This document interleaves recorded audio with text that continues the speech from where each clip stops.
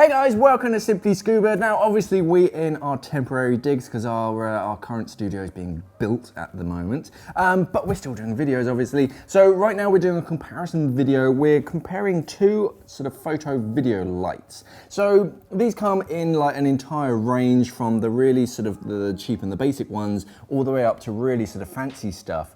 And I'm basically going to go through the different ins and outs and sort of what makes it so expensive and what makes it so cheap.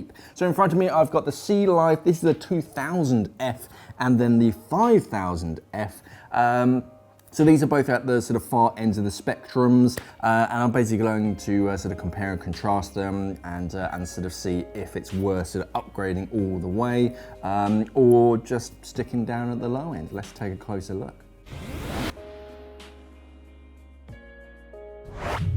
Okay, so let's look at the hardware and kind of what you get with each torch. Now on my right hand side, this is the 2000F and this is everything that you get with it. So you get the light itself, obviously, and that sits on a Flex Connect arm. I really like this, just to quickly sell you the torch, I really like the sort of Flex Connect of SeaLife. You can really quickly sort of chop and change things. But it basically comes with a really compact little tray that you can attach your camera onto. You get a little arm that you can use as a handle. I'd probably mount it on that side, to be honest, so you can still use the shutter on the right hand side. But yeah, it's a nice little neat package. The body of it, so this is made out of a plastic polymer, some kind of plastic. The very head, this is made out of aluminium, so a metal. Big old heat sink on this. You've got a cob LED array. So a little bit nicer than the sort of individual dots. This just kind of casts of a bit more even light. You've got a single button sort of interface, three sort of LED indicator lights on the top. So that's your battery level indicator and also your sort of power level indicator. On the back here, we've got an overpressure valve. In the unlikely event that any water should make its way into the torch, it's not going to sort of seal it, because basically when batteries get wet, they expand, or they sort of release gas at least. So if it doesn't have that overpressure relief valve, it means that you can't really get into that battery compartment and salvage the torch. If it does have that, which this one does, it means that you can salvage the torch. The battery itself, if I just show you quickly, because these two have different batteries. Unscrew it all the way out. You've got a two sort of double O-ring seal on that, and that's your battery. So nice and compact, lithium ion jobby, rechargeable as well. And then you also get with it a few other bits and bobs, but it's mainly chargers. So in this big pouch here, I imagine we'll have a charging cradle and a bunch of wires, yeah, and some sort of different adapters from the different countries. So you've got the charging cradle, so that's what you pop your rechargeable battery into to recharge it. There's a mains adapter, so you can charge it sort of whilst you're on holiday, and all the different sort of charging adapters as well. So no matter what country you're in, you can sort of recharge it. You also get one of these sort of GoPro style mounts, these kind of knuckles. That's going to screw onto the tray there. So if you have a GoPro action style camera, you can mount that as well. If your camera doesn't have that traditional sort of tripod screw mount. So you get the basics. You also get some spare O-rings and some grease as well. There's an O-ring removal tool as well.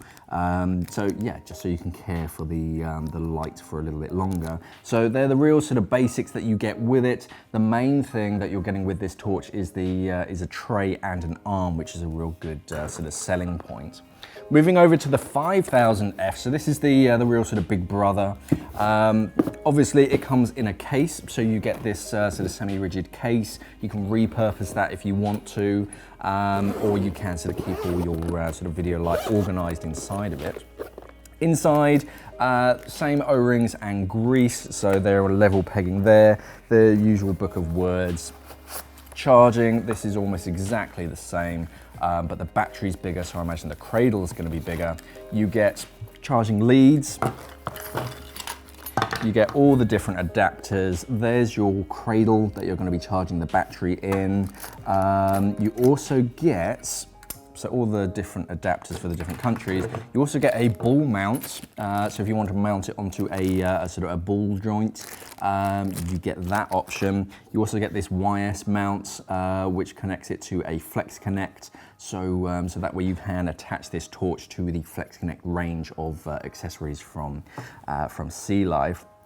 And then you just get the torch itself. So you don't get a tray. They're kind of assuming you already have trays and arms, but the light itself, noticeably bigger. I'll show you them sort of close to one another in a second.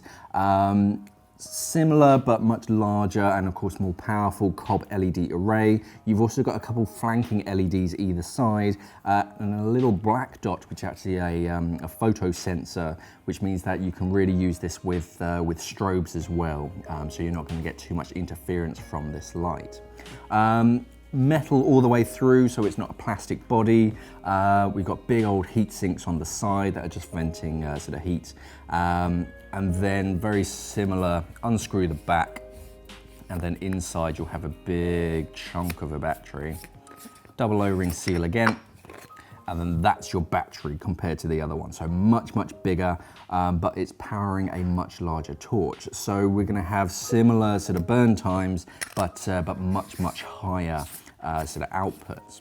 Now this one on the back, it doesn't have that overpressure valve because it's on the underside, and that's just in there. So again, if any water does make its way inside and it affects the battery, it's not going to completely ruin the torch as long as you get it out and clean it, obviously. But you can sort of open it up even if water has made its way in. Now, noticeable difference is in the sort of connection on the underside. So this has this kind of YS mount with a nice metal sort of attachment point, so you can attach it to sort of that style of knuckle. And you can sort of chop and change that and sort of swap it out for whatever attachment points. As far as the kind of the hardware, what you get with it, obviously the 5000 is winning, you get a lot more sort of with it. But it is assuming that you're already having your arms and your trays already set up. So if you're just sort of setting up your very first sort of camera mount, then yes, this is kind of the direction you're going. But when we move on to specs, that's where the 5000 is really going to excel because of the light and the light quality. These are on two very different scales. So let's take a look at the specs. Okay, so now we're going to look at the specs. So first of all, I'm basically just going to switch them on and kind of show them to you. I don't have my fancy auto cue, so I am going to be referring to the boxes, I'm afraid. Okay, so switching on the little one, the 2000F. So this is a floodlight. As you can see, it illuminates the entire table. It's a nice even beam. There's no hot spots or sort of hard edges. And yeah, 2000 lumens is quite high. So for a sort of photo video light, this is really going to be bringing the sort of the reds and the colors back into your sort of photos and your videos, and it's also going to sort of bring light to the dark, shadowy places. But if we then turn on the 5000, it's going to really knock this out of the park. The main difference is in the kind of the quality of the light. It might be hard to see on sort of this video because it's really going to white out everything. But actually when you're underwater, one, the water is going to be sort of having an effect on it. But two, I'm going to be talking about sort of color reference indexes in a second, and it makes it a more natural sort of light. So a bit more compared to sunlight. And it just brings out natural colors. Instead of it looking too sort of artificial and a bit obvious in your videos, then the 5000 is just gonna be a little bit warmer, a bit more natural. You don't have to use it on that full 5000 lumens because if you're already in somewhere that's nice and bright, then it's just going to sort of wash everything out. And of course you can step that down, you can step both of these down. But yeah, let's take a look at the specifications. So we're looking at the small one first. And I'm cheating, obviously. So powerful 2000 lumens. So 2000 is quite high. For a nice kind of Red Sea dive, just sort of taking videos of the reef, just to bring those kind of reds back in, 2000 is quite good in my books. Single button user interface, 3 brightness levels, so you've got 100%, 50% and 25%. And this is the sort of important bit. So 80 color rendering index, the CRI, mimics natural daylight. So this is kind of a percentage scale. You want that number as high to sort of 100% as possible, and the 2000 is on sort of 80%. So it's pretty good. It is simulating sort of sunlight, but it's not the full sort of 100%. 60-minute burn time, so that's pretty good. That's at full power. Obviously, if you're not using it for the entire time, then that sort of extends. Constant brightness, so it's maintaining the output no matter what the battery level is. So really right up until the last few minutes when the battery really starts to run out, it's still maintaining that 2000 lumens. 120-degree wide-angle beam, that's perfect for a floodlight. Depth tested to 100 meters, and yeah, all the other stuff is just the usual sort of specs. So comparing that to the big brother, the 5000, so this is obviously 5000 lumens, the latest cob LED array, so similar cob, just a bit more powerful obviously. 96 color rating index, so much closer. This is what, 16% sort of more closer to light, sort of natural sunlight as it were. So it's a more natural light. It will feel less artificial. And it has a 97 television lighting consistency index, which measures color quality of LED lights. So very high quality of sort of lights. Auto flash detection mode, 2 red LEDs, 6 different brightness modes. So there's a lot going on here. 3.3 hours burn time at the sort of lower lumens, but 50 minutes at full power. So if you're using that full 5,000 lumens, that's going to sort of last for 50 hours. So close to the 60 hours, but of course it's more than twice the output. 120-degree wide-angle beam, so that's exactly the same. Depth tested to 100 meters, exactly the same. So the real place where it sort of separates is, 1, in the power, obviously, but 2, if I cycle through, eventually it'll turn red.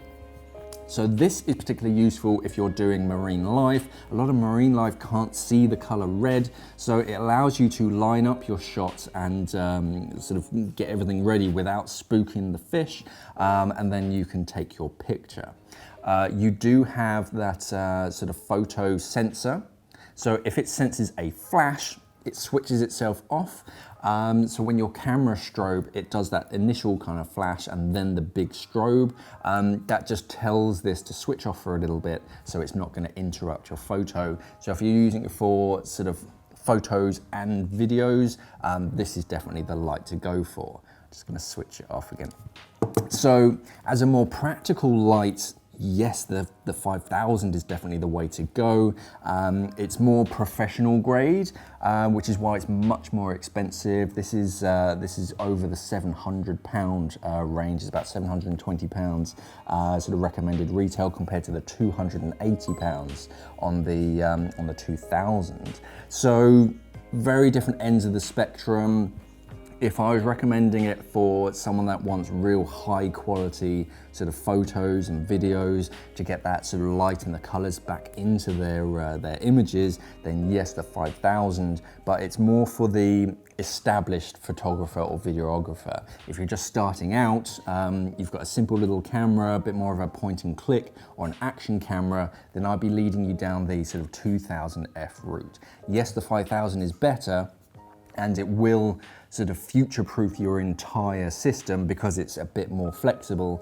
But realistically, because this comes with the sort of flexible tray and everything, it's got the arm, then actually it's going to be a bit more practical for the more common diver. It has plenty of output for sort of everything you need. 2000 lumens isn't that bad, but yeah, if you're really going for the optimal sort of light quality, then yeah, the 5000, which is better in my book.